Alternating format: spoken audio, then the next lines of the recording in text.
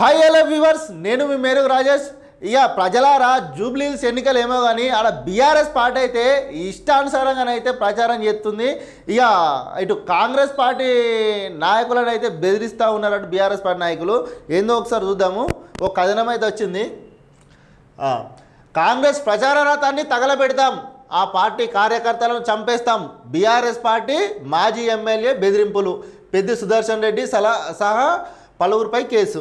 గిట్లా జూబ్లీహిల్స్లో ప్రచారం చేసుకుంటా ఏం చేస్తుర్రు, కాంగ్రెస్ పార్టీ కార్యకర్తలను చంపేస్తాము అని చెప్పి పెద్ది సుదర్శన్ రెడ్డి అయితే ఇట్లా ఇష్టానుసారంగా మాట్లాడుతుండు. జూబ్లీహిల్స్లో కాంగ్రెస్ పార్టీ రౌడీలకు టికెట్ ఇచ్చిందని చెప్పి బీఆర్ఎస్ పార్టీ నాయకులు మాట్లాడుతున్నారు. ఇప్పుడు ఆయన రౌడీజం చేస్తుంది ఎవరు? మరి రౌడీజం చేస్తుంది ఎవరు? బీఆర్ఎస్ పార్టీ నాయకులు కాదా? ఈ కాల పెడతాం తల పెడతాం అనేది ఎవరు? బీఆర్ఎస్ పార్టీ నాయకులు కాదా? ఆడ కాంగ్రెస్ పార్టీ రౌడీలకు టికెట్ ఇచ్చింది, అసలు రౌడీ షీటర్లే మొత్తం అజ్జెత్తుర్రు అని మాట్లాడుతుర్రు బీఆర్ఎస్ పార్టీ నాయకులు. ఇది ఇప్పుడు క్లియర్గా అనిపిస్తుంది కదా. ఈయన పెద్ది సుదర్శన్ రెడ్డి అంటుండు.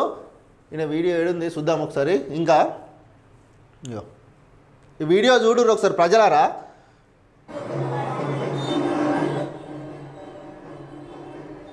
ఇక్కడ కాంగ్రెస్ పార్టీ ప్రచార రథం పక్క పంటుంది. వాళ్ళు ఓనికి తవ్వు ఉన్నది ఆల్రెడీ, ఆ పక్క పంట ప్రచార రథం ఉన్నది. ఈయన పోయి ఏమంటుండు చూడు.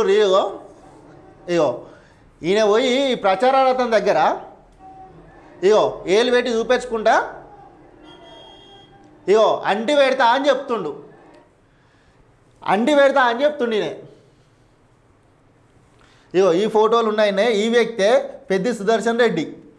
ఈయన కాంగ్రెస్ పార్టీ ప్రచార రథాన్ని అంటి పెడతా, కాంగ్రెస్ పార్టీ కార్యకర్తలను చంపేస్తా అని చెప్పి బెదిరిస్తుండు. ఇప్పుడు ఆడ రౌడీజం చేస్తుంది ఎవడు? మరి పబ్లిక్లో రౌడీజం చేసి చంపేస్తా తగుల పెడతా అనేది ఎవడు? నీకు నువ్వు ఓనికి తవ్వు ఉన్నది ఆడ. ప్రచార రథం వాళ్ళు ప్రచారం చేసుకురు, నీకు అంత దమ్ము ఉంటే నీ ప్రచార రథం నువ్వు పక్క పండి పెట్టుకొని నువ్వు కూడా ప్రచారం చేసుకో కదా. అట్లా చేసుకుంటూ అయిపోతాయి కదా. కొత్తగా ఇవన్నీ తీసుకొచ్చి రౌడీజం చేస్తుర్రు. వాళ్ళు కాదు, కాంగ్రెస్ పార్టీ నాయకులు చేస్తలేరు రౌడీజం, బీఆర్ఎస్ పార్టీ నాయకులే రౌడీజం చేస్తుర్రు. అట్లా కాంగ్రెస్ పార్టీ నాయకులు రౌడీజం చేస్తే బీఆర్ఎస్ పార్టీ రోడ్ల మీద తిరుగుతారా? మరి వాళ్ళు రౌడీ షీటర్లు తెల్లారులేస్తే జూబ్లీహిల్స్లో ఇదే పని పెట్టుకుర్రా నాయన. మీరు రౌడీ షీటర్లకు టికెట్ ఇచ్చిర్రు, రౌడీ షీటర్లు మొత్తం ఇది చేస్తుర్రు అది చేస్తుర్రు అని అంటుర్రు. మరి మీరు చేసేంత సక్కనుందా?